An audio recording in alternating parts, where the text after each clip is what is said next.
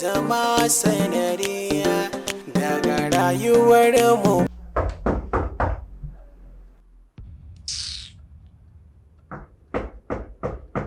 Waye? Ni ne mai aikin gida ne.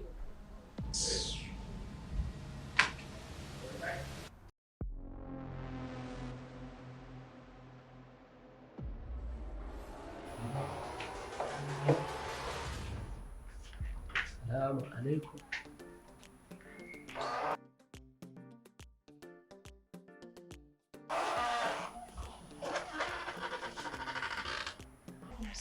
Dama kai ne? Baƙo ne kai to a gida? Na? To wuce je ka ebo kayan wanki gobe nake so zan yi amfani da su na kira shi ya ce a kai mishi yau. Magana fa nake maka ka tsaya sai wani famin kalla kake a TV.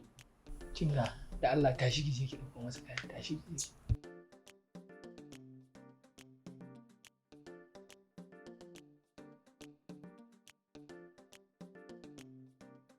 Ya ka da nan ayi mun kalma. To ai ka san shi a ya kuri lamarin kallon to shi nan ko za a buga a buga yanzu nan.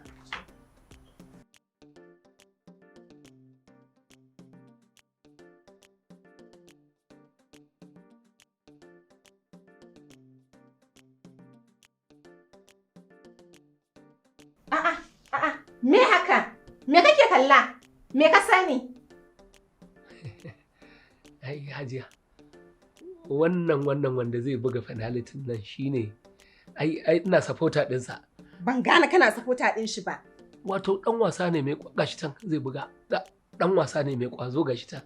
Magana fa nake maka ganewa kake yi ni an sa kayan nan. Yawa go!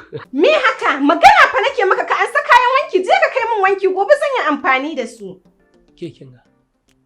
Bari dai in fito a mutum in gaya miki. Wannan yaron da yake buga wasan ƙwallon nan tsatsona ne. Ma'ana ɗana ne na ciki na. Cewa kai tsatsanka. Ina nufin cewa ɗana ne wanda na haifa a ciki na. Baba ɗanka ne? Ƙwarai da gaske. Inna lillahi wa inna ilaihi raji'una. Dan Allah, dan Annabi baba ka yi haƙuri wallahi ban sani ba rashin sani ya fi dare duhu. Amma da ba zan yi haka ba dan Allah ka yafe mu. To da yaushe kuma? Ai kin riga kin makara. Na ce kin riga kin makara. Au, da dubbaci wannan ba sai da ta bayyana yanzu cewa ɗana ya zama wani abu sannan zaki sako? Dan Allah dan Annabi. Ka ci gaba da mata nasiha cewa ba kowa take gani a rayuwa ta wulakanta shi ba. Ai inuwar da Allah ya bawa wani idan kana kallon taka inuwar in aka hada da taka da tasa sai ka ga inuwar ka ba komai bace akan tasa. To kin gani ai so da dama ina miki nasiha akan ki ringa mutunta mutane ki ringa girmama mutane wani dan adam din baka san waye shi ba yanzu me amfani irin wannan da Allah. Dan Allah baba ka yi haƙuri. Dan Allah ka yi haƙuri ba me zan yi.